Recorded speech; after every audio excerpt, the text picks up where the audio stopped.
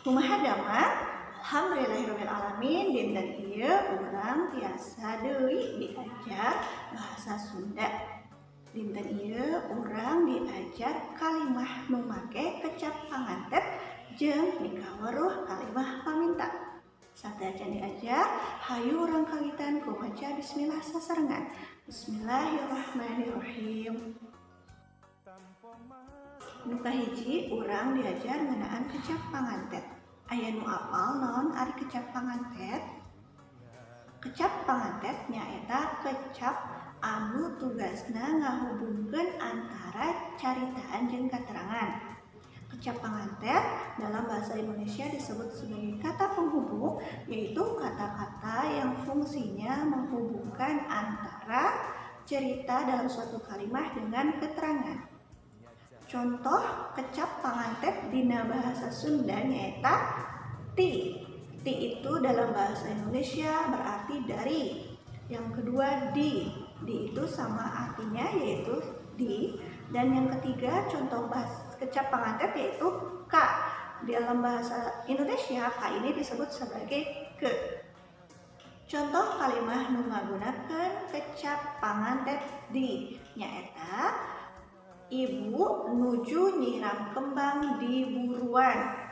Ibu sedang menyiram bunga di halaman. Di situ ada kata di ya. Kata di situ sebagai kecap pangantet. Contoh yang kedua, abdi uwih ti sakola. Saya pulang dari sekolah. Di situ ada kata ti sebagai kecap pangantet. Contoh yang ketiga adalah abdi angkat ke Bandung. Saya pergi ke Bandung. Di situ ada penggunaan kata ka yang berarti juga sebagai kecap pangantet. Nu kadua urang mikaweruh kalimah pamenta. Kalimah pamenta biasana digunakeun lamun urang menta hiji hal atau menta barang. Dalam bahasa Indonesia kalimah pamenta bisa disebut juga dengan kalimah perintah, tapi cenderung ke permintaan. Karena di sini digunakan untuk ketika kita meminta sesuatu hal atau meminta suatu barang.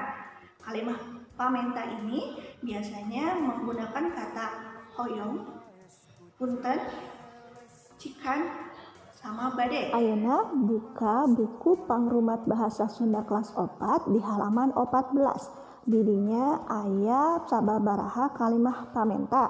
Ayeuna urang tataan kalimah-kalimah wana wae nu make kata-kata nu sopan jeung kalimah-kalimah wana wae anu hartina teh henteu sopan.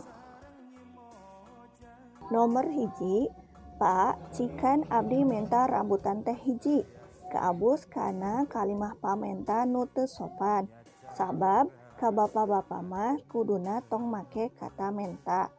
Nomor 2, emak punten nyuhunkeun dukuh 3. Kaabusna kanu kalimah pamenta anu sopan. Nomor 3, bi hoyong buah atuh.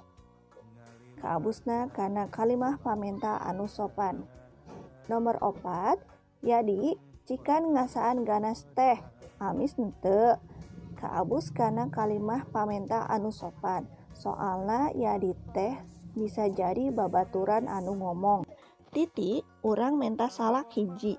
Kaabus kana kalimah pamenta anu sopan. Soalna bisa jadi titi teh adi anu ngomong. Genep mul cikan ngaraosan duren teh. Kaabus kana kalimah pamenta anu sopan.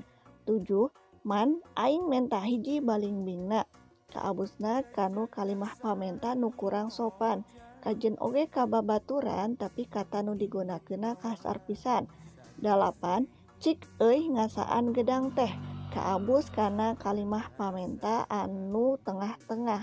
Artina teu sopan teu oge halus. 9, rud hoyong ngaraosan atuh nangka teh. Kaabus kana kalimah pamenta anu sopan. 10, ela bade nyuhunkeun jeruk garut hiji. Kaabus kana kalimah pamenta anu sopan. Ayeuna buka bukuna di halaman 15. Didinya aya gambar pek cieun kalimah pamentana. Di halaman 15 ada gambar-gambar Sekarang yang harus kalian lakukan adalah kalian buat kalimah pamenta berdasarkan gambar tersebut. Yang kedua, masih di halaman 15 itu ada situasi-situasi yang menyebutkan kalian ingin sesuatu. Tugas kalian adalah kalian buat kalimah pamenta berdasarkan situasi tersebut. Alhamdulillahirrabbilalamin. Pembelajaran dinten ieu dicekapkeun deui ka dieu. Hatur nuhun kana perhatosanana. Wabillahi taufiq wal hidayah. Wassalamualaikum warahmatullahi wabarakatuh.